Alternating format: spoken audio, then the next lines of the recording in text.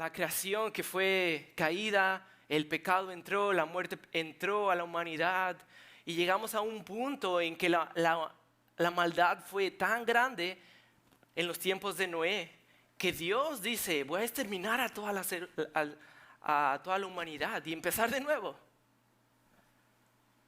Pero vemos en su gracia, en su misericordia, decide guardar esta familia. Y después vemos la inundación y Dios hace un pacto con Noé. Después vemos a Dios haciendo pactos con su pueblo. Y Dios hace un pacto con Noé y le dice, ya no voy a destruir esta tierra con agua de nuevo. Y este pacto lo hago entre tú y yo. Después Dios hace otro pacto con otra persona. ¿Se acuerdan quién fue esta persona? Abraham. Dios hace un pacto con Abraham y Dios le promete a él una nación y una bendición y una tierra a Abraham. Entonces vemos cómo Dios ahora, después de la creación, se relacionó con el pueblo a través de pactos con ellos. Y vamos a ver algo muy importante ahora en esta sección, porque el pueblo llega a una parte, después Dios hace un pacto con Moisés, es donde les da la ley. Después el pueblo entra en un tiempo donde ellos tienen reyes, y aquí es donde entra lo que vamos a ver ahora, los profetas. Cómo Dios usó a los profetas, o qué es un profeta, y por qué Dios tuvo que mandar profetas durante este tiempo, en esta temporada donde está viviendo el pueblo de Israel. Cuando escuchamos la voz de profeta o alguien que dice profeta, nos figuramos a alguien que ve el futuro, ¿verdad? Es lo que pensamos cuando vemos o escuchamos la palabra profeta. Pero en sí, ser profeta en la Biblia significa que personas tuvieron un encuentro con la presencia de Dios. Dios les da un mensaje a estas personas y estas personas van y llevan este mensaje al pueblo. ¿Ok?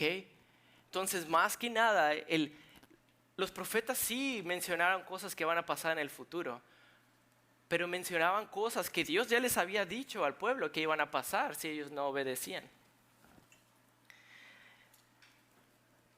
Entonces, tenemos la creación, la caída, el pacto con Noé, el pacto con Abraham, el pacto con después Moisés. Dios hace un pacto después con David también.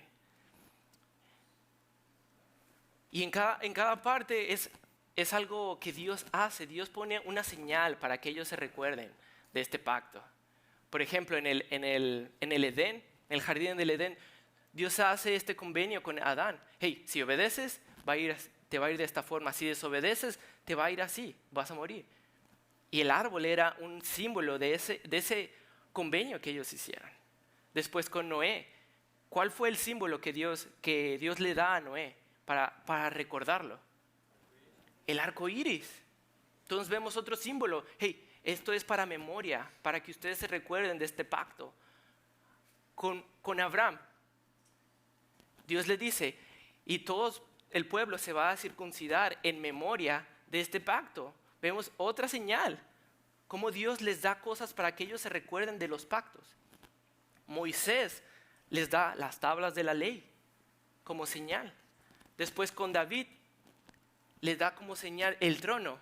A través de ti vendrá alguien que reinará para siempre. Pero es muy importante ahora con el tema de los profetas entender el pacto, y más que nada el pacto que se hizo entre el pueblo en los tiempos de Moisés. Y cómo si entendemos el pacto que se hizo con Moisés, vamos a entender el rol de los profetas y cómo fue. Entonces, vamos a regresar un poco a este pacto que se hizo con Moisés. Lo vimos un poco la semana pasada, pero vamos a ir un poco más a detalle. Y esto está Éxodo 20. Si todos vamos a Éxodo 20.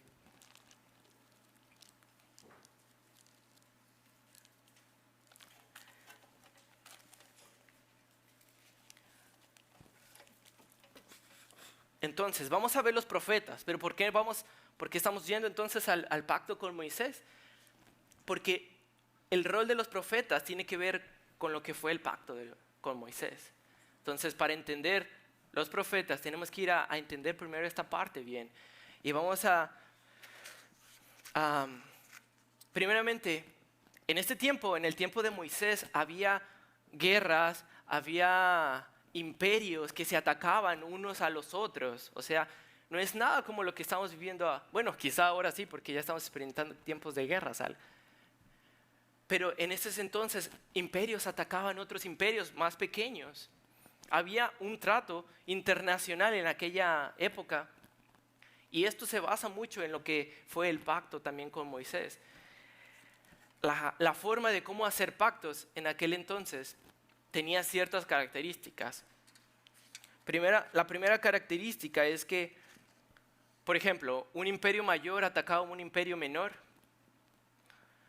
lo derrotaba y los esclavos que quedaban hacían un pacto entre ellos mismos. Por ejemplo, el poder mayor iba y hacía un pacto: ok, ustedes pueden ser parte ahora de nuestro imperio, pero van a hacer esto y lo otro. Y van a tener ciertos beneficios, pero si no cumplen, van a tener ciertas consecuencias. Entonces las características de cómo se hacían un pacto entre imperios es que primero ponían la fecha. Okay, se ponían de acuerdo las dos partes, ponían una fecha y un lugar. La segunda parte es que el poder mayor se introducía en, ok, nosotros somos tal persona. La segunda parte era un recordatorio de lo que pasó. Por ejemplo, ustedes ya son esclavos, ya que nosotros atacamos a su propio imperio. O sea, ustedes ya nos deben, en sí como que nosotros nos pertenecen a ustedes mismos. Otra parte de estos tratos que se hacían es que había testigos. Y una parte más es que había bendiciones si había obediencia, o había maldiciones si había desobediencia. Entonces, estas mismas características se usan aquí en el pacto que se hizo con Moisés. Y la primera característica que vamos a ver es el que ponen un lugar y una fecha. Y el lugar y la fecha no están así precisamente ahí en Génesis 20, pero si vamos un capítulo antes, en Éxodo 19, para ver el lugar y la fecha donde se hizo el pacto. Y dice en el versículo 1, en el mes tercero de la salida de los hijos de Israel de la tierra de Egipto, en el mismo día llegaron al desierto de Sinaí. Ok, entonces, la fecha, más en el mes tercero de la salida de Egipto. En el lugar, ¿dónde fue? El monte Sinaí. Entonces vemos cómo este pacto también cumple con esas características de este trato internacional que había en ese entonces. Después, la segunda característica era la introducción del poder mayor, del que ya había vencido al poder menor. Y aquí lo tenemos. Ahora sí vamos a Génesis 20.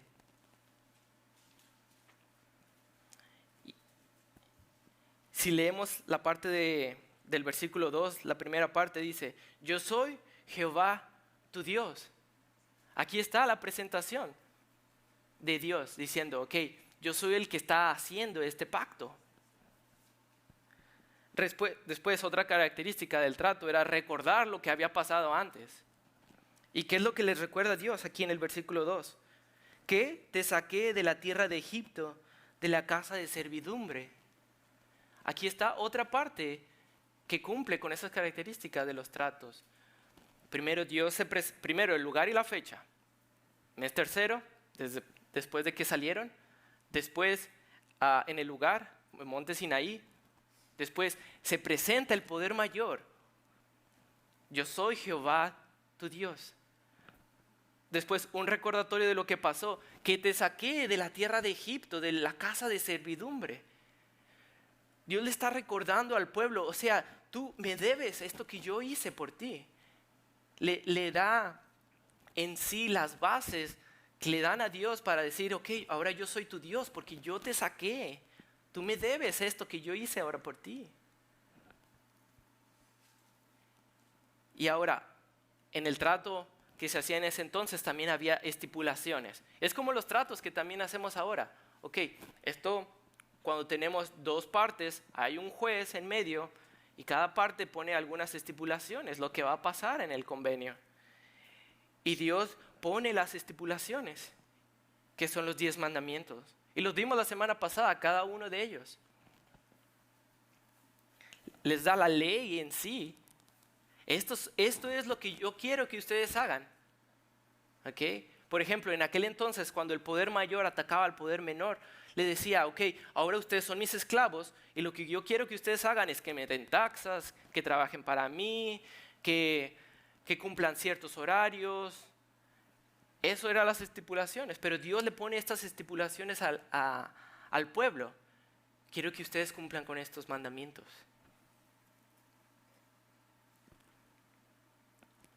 Cada parte guardaba una copia. Vemos que el pueblo de Israel se quedó con una copia de la ley para recordar de estas estipulaciones. Testigos. Vamos a ver más adelante cómo la naturaleza, cuando Moisés está ahí presente con Dios, cómo la naturaleza fue testigo de este evento, porque después los profetas lo mencionan.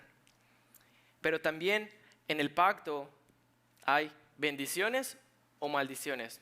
Dios le dice, si cumples con esas estipulaciones va a haber bendición. Si no cumples con esas estipulaciones va a haber maldición. Y vamos a leer eso, un poco de eso. Vamos a Deuteronomio, en el libro que sigue un poco después.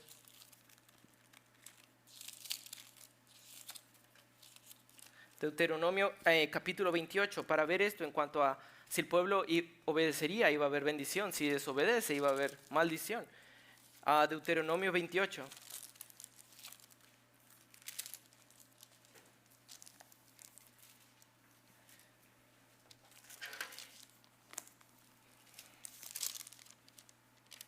Y en sí casi todo este capítulo en Deuteronomio 28, la primera parte dice bendiciones de la obediencia. Dios les habla acerca de todas las bendiciones que ellos tendrían si obedecen. Desde el versículo 1 hasta el versículo 14 les dice, si obedecen va a haber bendición. Después del versículo 15 hasta el final les dice todo lo contrario. Pero si ustedes desobedecen va a haber consecuencias.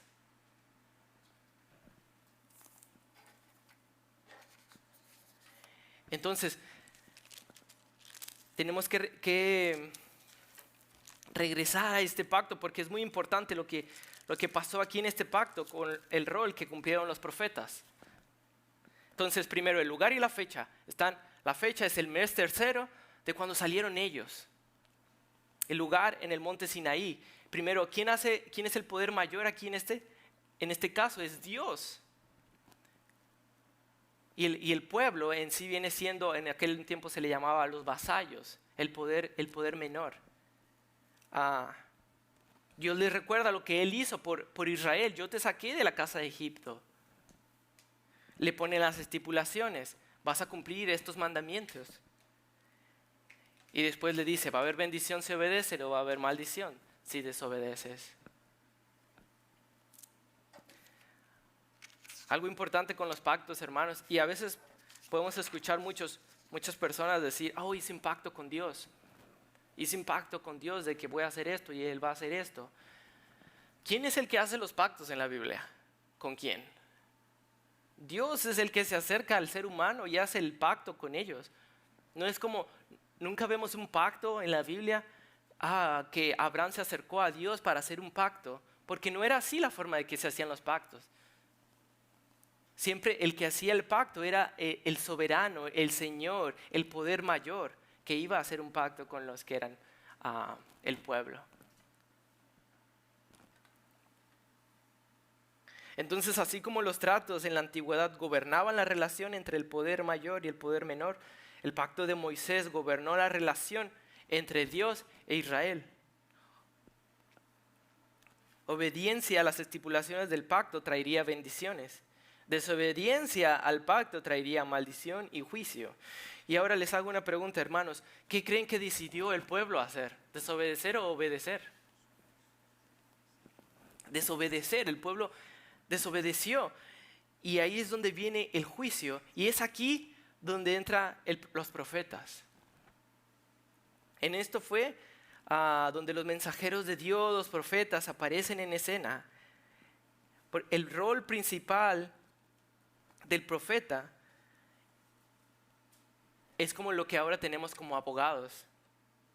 Defender las dos partes para que hagan lo que acordaron en aquel entonces. Entonces, podemos ver a los profetas como ahora podemos ver a un abogado. Los profetas sabían del pacto que se hizo entre Dios y el pueblo. El rol principal de los profetas era ir con el pueblo y decirles: recuerden el pacto que ustedes hicieron con Dios. Recuerden ese pacto y recuerden que si están desobedeciendo va a haber consecuencias.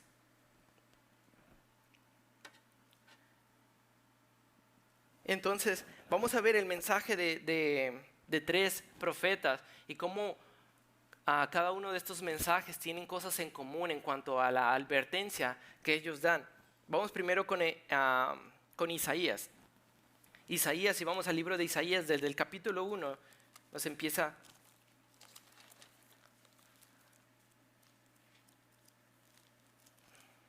Isaías 1 y vamos a leer el versículo 2 y 3.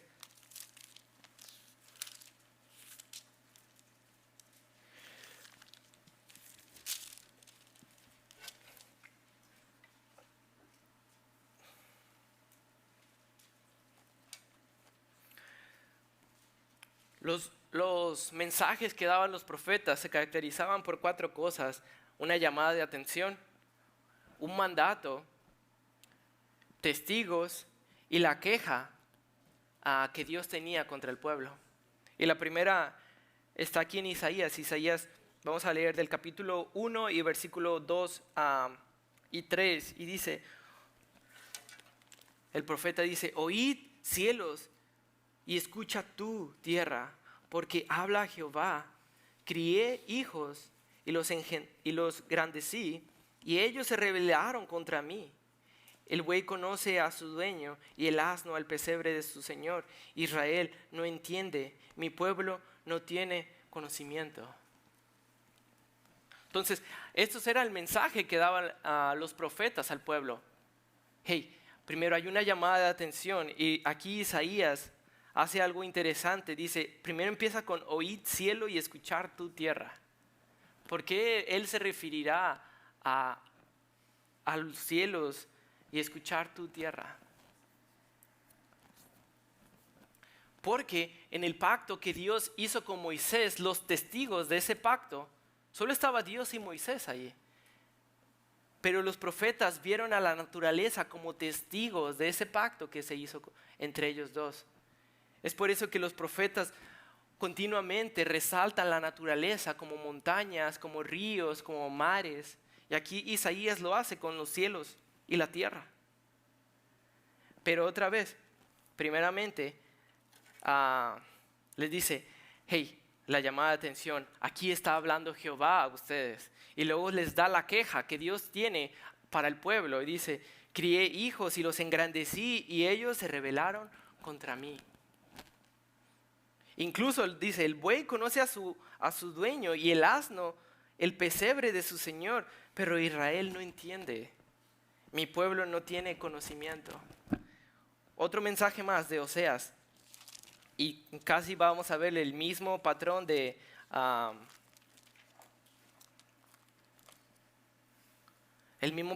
llamarle la atención, darles un mandato y presentar la queja que Dios tiene para el pueblo. En Oseas 4, en el versículo 4, del versículo 1 al 3, Oseas también empieza de la misma manera. Oíd palabra de Jehová. Como que los profetas se aseguraban que los oidores se dieran cuenta que esto viene de Dios y no de ellos mismos. Oí las palabras de Jehová, dice Oseas, versículo 4 del 1 al 3. Hijos de Israel, ¿por qué Jehová contiende con los moradores de la tierra? Porque no hay verdad, ni misericordia, ni conocimiento de Dios en la tierra. Mentir, matar, hurtar y adulterar prevalecen, y homicidio tras homicidio se suceden, por lo cual enlutará la tierra y se extenuará todo morador de ella, con las bestias del campo y las aves del cielo, y aún los peces del mar morirán. Pero aquí otra vez, ¿qué son las cosas que Dios presenta como queja? Mentir, matar, hurtar, adulterar. ¿Y qué es lo que Dios les había dado en la ley? No matarás, mentira. En cuanto a yo soy Jehová tu Dios, no vas a tener otros dioses. Pero vemos la queja de Dios: ustedes matan, ustedes mienten, ustedes tienen otros dioses y ustedes rompieron ese pacto que hicimos entre nosotros dos.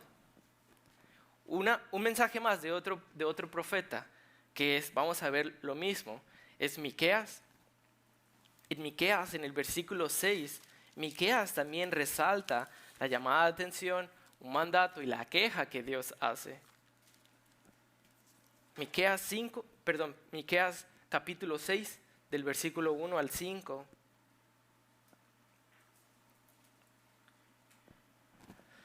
Y otra vez Miqueas: oíd ahora lo que dice, ¿quién? Jehová.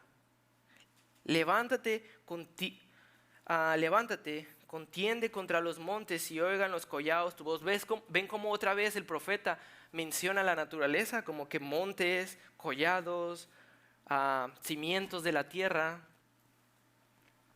Y dice el profeta, presentando la queja de Dios: pueblo mío, ¿qué te he hecho o en qué te he molestado? Responde contra mí, porque yo te hice subir de la tierra de Egipto y de la casa de servidumbre, y te redimí, y envié delante de ti a Moisés, a Aarón y a María.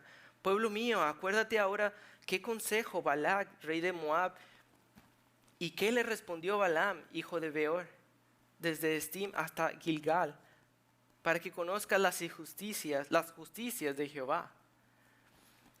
Dios le recuerda otra vez a través del profeta, ahora del mensajero Miqueas. Dios les dice de nuevo: ¿qué les he hecho yo? ¿Qué he hecho yo contra ustedes para que ustedes actúen de esta manera? Y les recuerdo otra vez aquí a través de Miqueas: yo los saqué de la casa de servidumbre.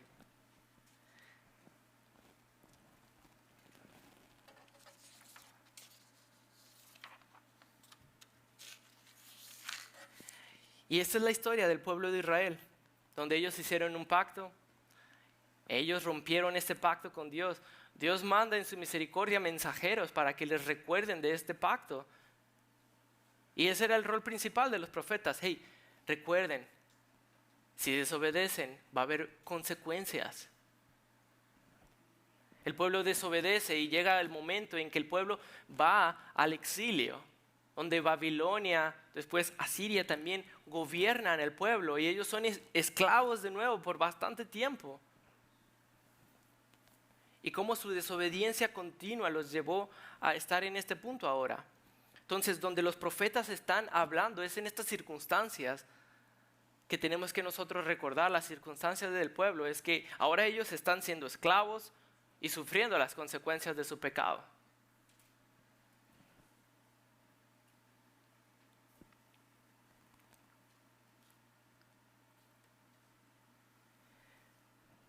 Pero el mensaje, Dios es así, Dios manda a sus mensajeros y para que sí den un mensaje de juicio, un mensaje de pecado que el pueblo estaba haciendo, un mensaje que una queja de Dios contra ellos, pero los profetas también tuvieron un mensaje en esperanza.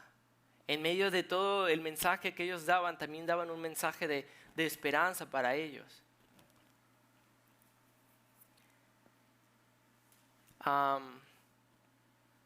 Vamos a leer esta parte en Jeremías ahora, la parte donde los profetas también recordaron que va a haber esperanza para ellos a pasar de las circunstancias. En Jeremías, vamos a ver Jeremías.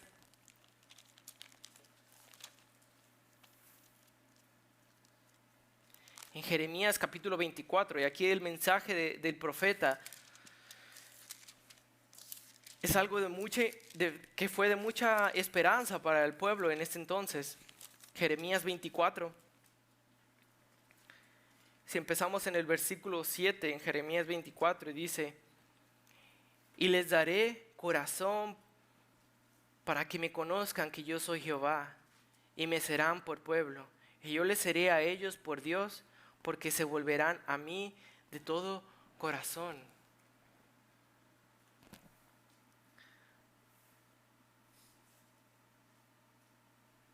Dios les dice a través, hey, yo les voy a dar un corazón para que me conozcan, para que conozcan que yo soy su Dios, y me serán por pueblo, y yo les seré a ellos por Dios, porque se volverán a mí de todo corazón. Una segunda parte de este mensaje está en el capítulo 31 de Jeremías igual. En el capítulo 31, si empezamos en el versículo 31.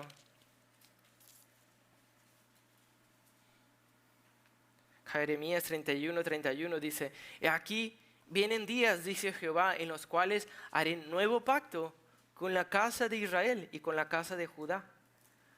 No como el pacto que hice con sus padres el día que tomé su mano para sacarlos de la tierra de Egipto, porque ellos invalidaron mi pacto, aunque fui yo un marido para ellos, dice Jehová. Pero este es el pacto que haré con la casa de Israel después de aquellos días, dice Jehová. Daré mi ley en su mente y la escribiré en su corazón, y seré a ellos por Dios, y ellos me serán por pueblo.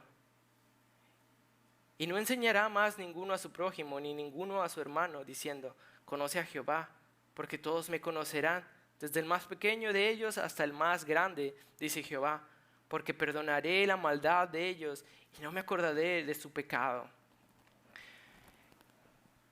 Hermanos, aquí el profeta Jeremías es usado por Dios para presentar al pueblo. Dice, hey, yo sé que ustedes están batallando ahora para cumplir este pacto. Y de hecho ustedes lo quebrantaron, pues porque ustedes en sí no pueden cumplirlo.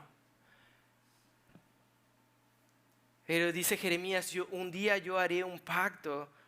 Y dice, no haré un pacto como el que yo hice antes, sino que este va a ser un pacto mejor, un pacto nuevo.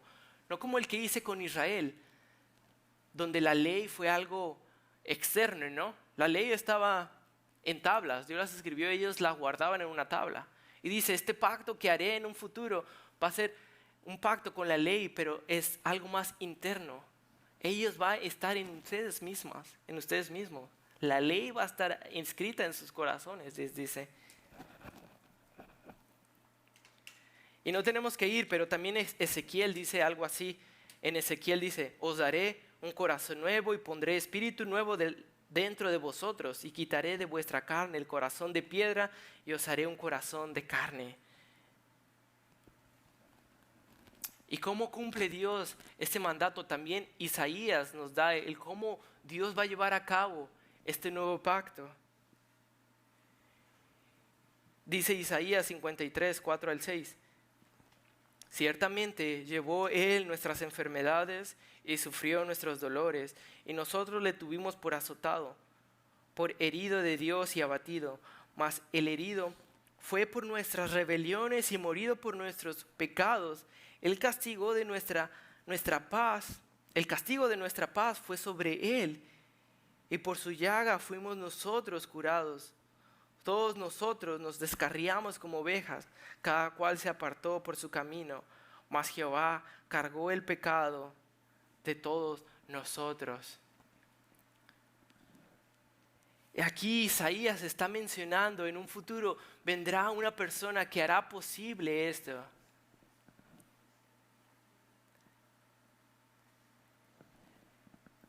Y el mensaje de los profetas fue este nuevo pacto también. Un nuevo pacto que no sería como este pacto que se hizo en Sinaí, entre Dios y el pueblo, sino que este va a ser un nuevo pacto. Y si vamos al Nuevo Testamento, vamos a ver un poco acerca de este nuevo pacto hoy, pero vamos a seguirlo estudiando durante esta serie, porque la meta de hoy es aprender en sí el rol que jugaron los profetas. Pero también durante el mensaje que ellos dieron este mensaje de esperanza. Y Jesús lo identificó a sí mismo como Él estableciendo el nuevo pacto. Si vamos a Lucas 22. Lucas 22 en el versículo 20.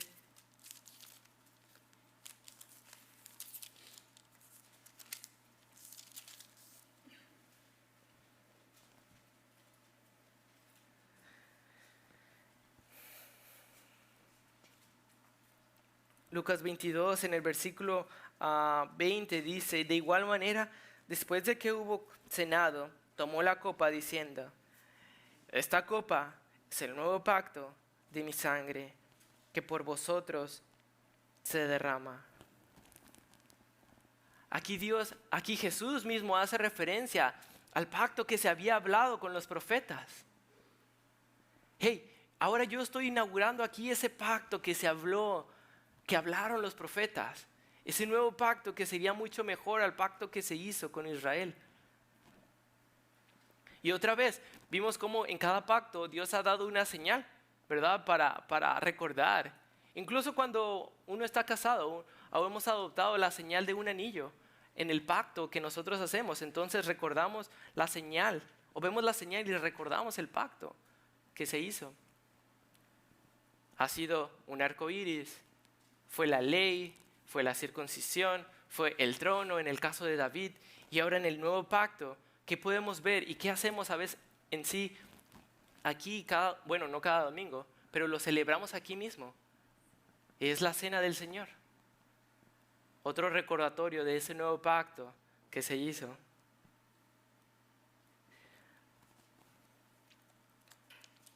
También Pablo en 1 Corintios 11, 25, él menciona estas mismas palabras de Jesús, reconociendo a Jesús como el inaugurador del nuevo pacto. En 1 Corintios 11, 25.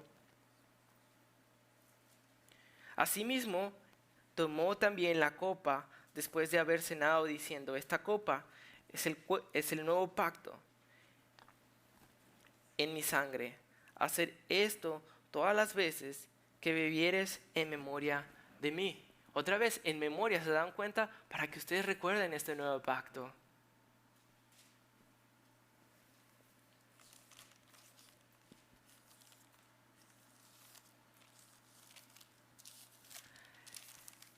Y este nuevo pacto, hermanos,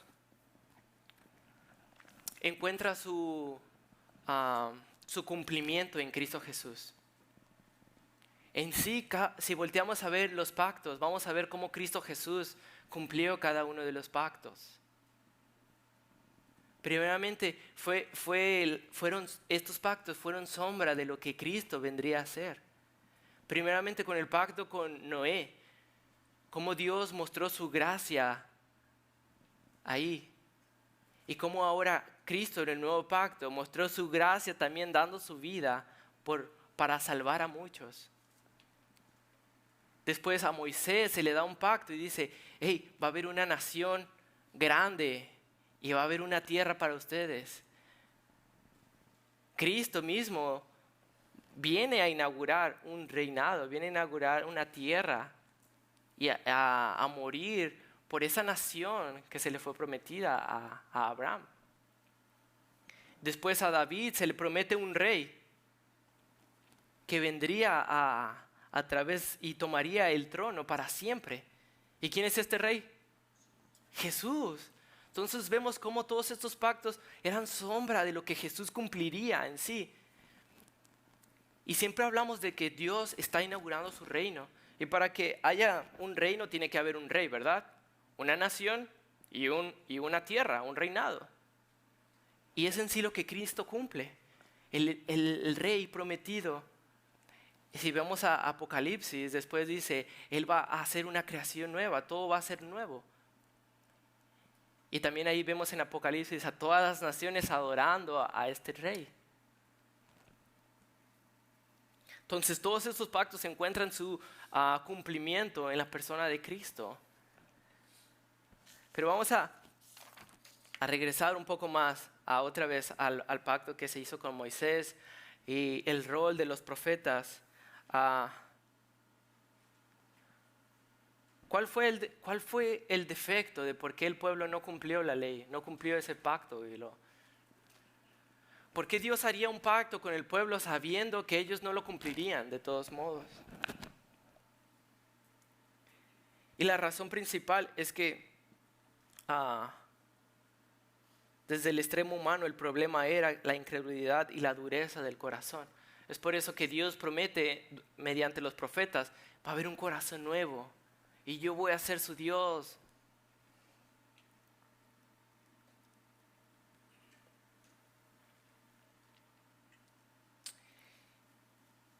Hermanos, el rol que jugó el profeta en aquel entonces fue algo importante, ya que ellos recordaban de algo que quizá no era posible que ellos cumplieran. Pero ahora en el nuevo pacto, gracias a Cristo, nosotros podemos ahora cumplir esa ley. Incluso Cristo llega a decir, y mi ley para ustedes no es algo pesado. Ahora ya hablando Jesús en vocabulario, la ley ahora ya es algo más interno, algo no tan externo como lo fue con el pacto con Moisés. Y vamos a ver, ya casi para terminar, las palabras del autor de Hebreos y cómo él habla acerca de este pacto, del pacto que hizo Jesucristo. Y cómo esto también ahora para nosotros tiene una forma práctica de vivirlo. Y vamos a empezar en el capítulo 8 de Hebreos.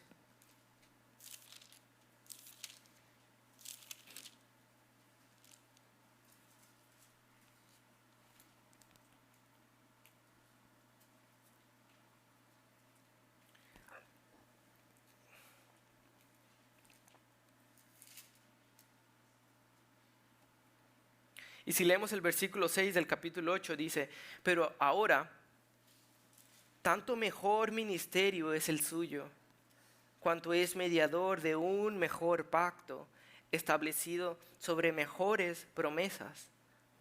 Porque si aquel primero hubiera sido sin defecto, ciertamente no se hubiera procurado lugar para el segundo. Porque, dice el versículo 8, porque reprendiéndolos dice, he aquí vienen días, dice el Señor, en que estableceré con la casa de Israel, la casa de Judá, un nuevo pacto. No como el pacto que hice con sus padres el día que los tomé de la mano para sacarlos de la tierra de Egipto, porque ellos no permanecieron en mi pacto, y yo me desentendí de ellos, dice el Señor, por lo cual este es el pacto que haré con la casa de Israel después de aquellos días, dice el Señor.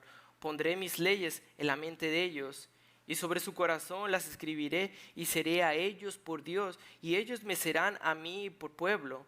Y ninguno enseñará a su prójimo ni ninguno a su hermano diciendo conoce el Señor, porque todos me conocerán desde el menor hasta el mayor de ellos, porque seré propicio a sus injusticias y nunca más me acordaré de sus pecados y de sus iniquidades.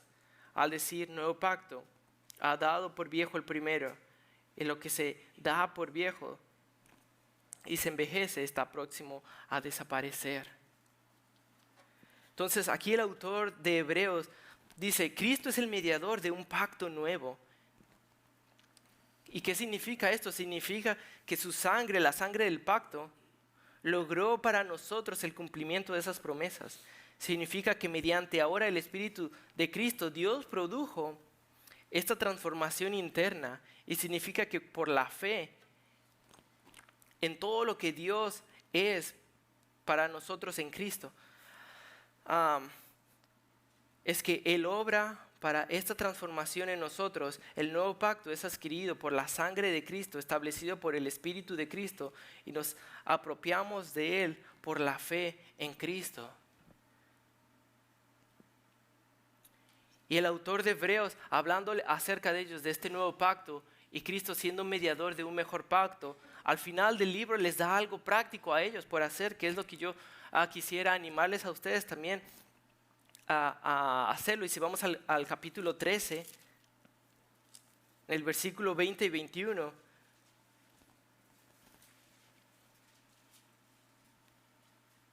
y esta es la mejor forma de ver a Cristo obrando como el mediador de este nuevo pacto y cómo esto tiene algo de repercusión práctica para nosotros.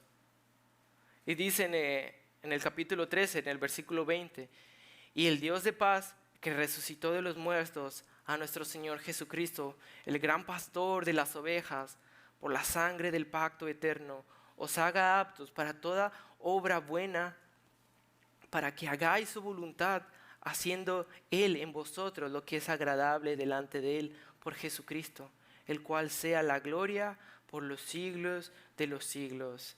Amén. Hermanos, el pueblo de Israel no hizo estas cosas de las que el autor de Hebreos habla. El autor de Hebreos ahora le anima a los creyentes. Ahora ustedes son aptos para hacer toda obra buena. Ustedes tienen la capacidad de hacer toda obra buena, agradable al Señor. Y habló del primer pacto. Ellos no tenían esa capacidad.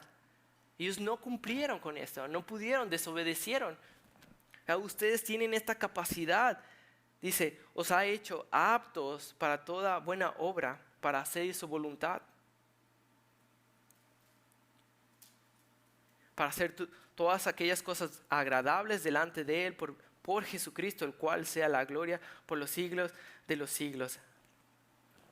Hermanos, entonces, esto es de esperanza para nosotros, el voltear a ver la historia y ver un pacto que fue quebrado por el pueblo, por ver un corazón duro del pueblo. Y Dios prometió un nuevo corazón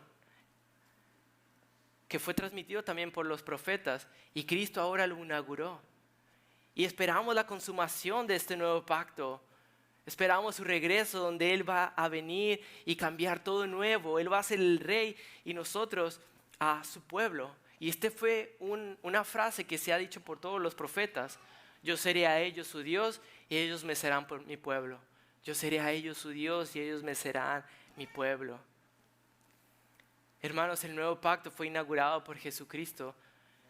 Y ahora la ley es algo interno y hemos sido capacitados para vivir en ella, para obedecer, para hacer todas esas cosas agradables a los ojos de Jesucristo también. Y esperamos la consumación de este nuevo pacto también, donde vamos a ver el reinado. Sabemos que Dios está reinando ya y Él está sentado, Cristo Jesús está sentado en el trono. Pero esperamos también el establecimiento de su reino aquí con su pueblo.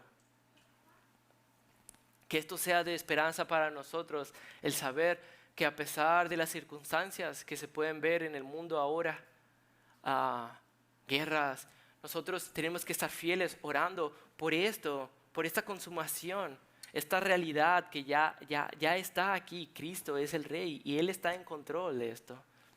Tenemos que recordar esta esperanza en los momentos de circunstancias y animar a otros, orar con esta base de autoridad. Nosotros podemos orar por Ucrania ahora mismo y decir, Señor, tú estás en control de lo que está pasando en el mundo, Señor.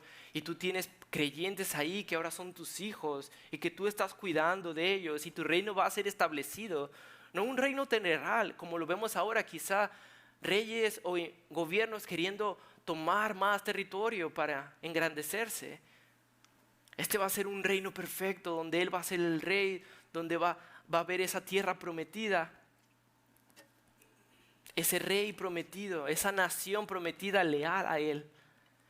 Y podemos tener un pedazo de esa realidad hoy mismo, porque ya somos parte de ese nuevo pacto, del cual los profetas hablaron y del cual fue de esperanza para ese momento y lo cual puede ser de esperanza para nosotros hoy día.